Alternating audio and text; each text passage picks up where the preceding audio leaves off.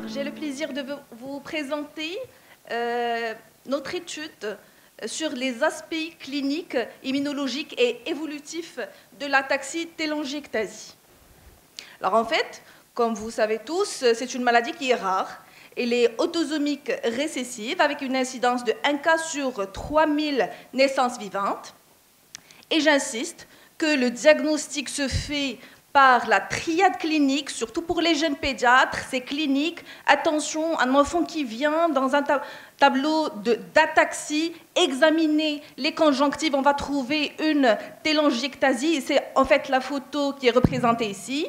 Il faut juste demander à la maman, est-ce qu'il y a des infections pulmonaires ou des sinusites à répétition, et on a notre diagnostic. Bien sûr, il faut savoir que l'ataxie télangiectasie est associée à une susceptibilité accrue aux néoplasies, notamment les lymphomes et les leucémies. Il y a un déficit immunitaire humoral et cellulaire. Il y a aussi une instabilité chromosomique avec la radiosensibilité augmentée. Donc attention, ne pas demander des radiothorax à tort et à travers. Eux, ils viennent toujours dans des tableaux d'infection respiratoire. Il ne faut pas demander beaucoup de radiothorax, sinon on les expose à faire des cancers. Attention. Il y a un taux sérique élevé d'alpha-fétoprotéines aussi.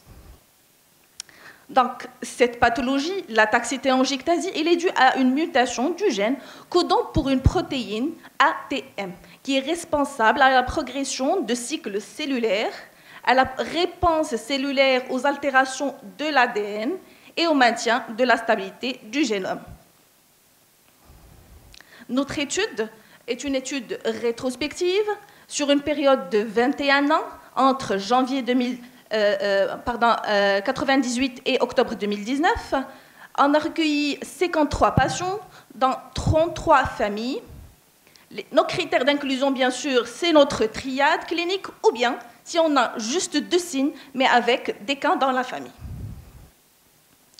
Donc l'âge moyen de nos enfants était de 6 ans.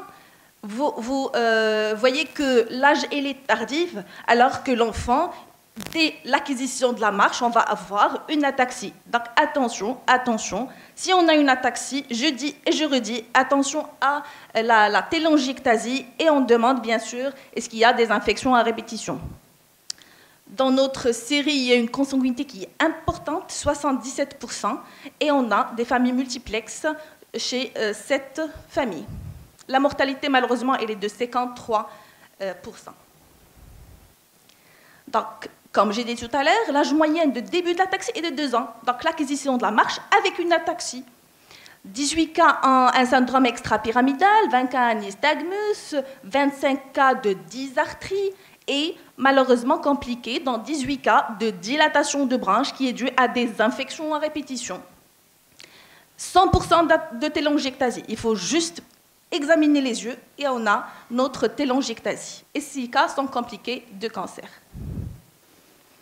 Sur plan biologique, on trouve toujours une alpha-fétoprotéine qui est élevée, un déficit en IgA dans 20% des cas, un taux élevé en IgM dans 10 cas et un déficit en CD4 chez 9 cas et en CD8 chez 4 cas.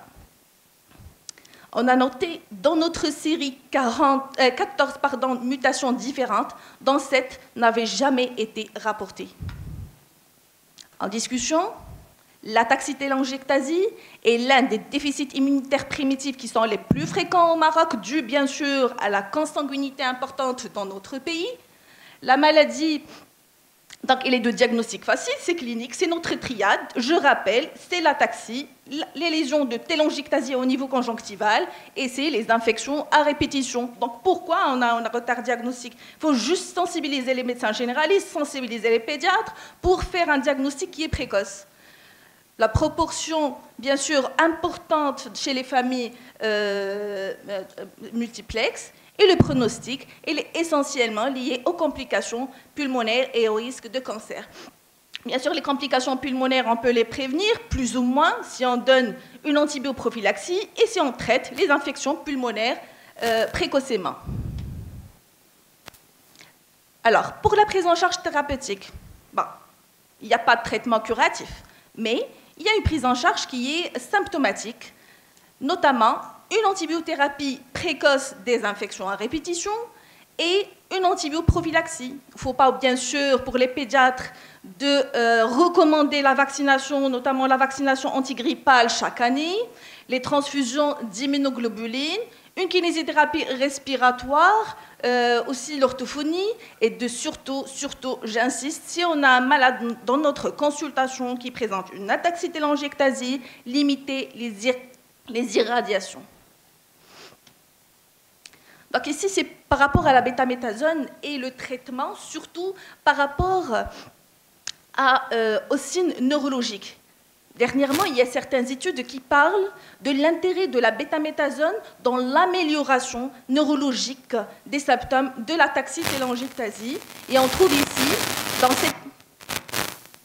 dans cette étude, on a donné un placebo et de la bétaméthasone pendant 30 jours, et on a noté qu'il y a une amélioration, surtout de l'ataxie chez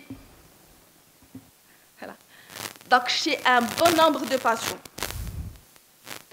En conclusion, on est un terrain, on est un pays de consanguinité, donc les chiffres sont largement sous-estimés. On a un retard diagnostique, d'où l'intérêt de sensibiliser les pédiatres. Juste examiner la marche, et examiner les yeux, bien sûr, demander si on a des infections à répétition. Et bien sûr, l'intérêt du développement du diagnostic prénatal pour le conseil génétique, puisqu'on a des familles multiplexes. Et merci.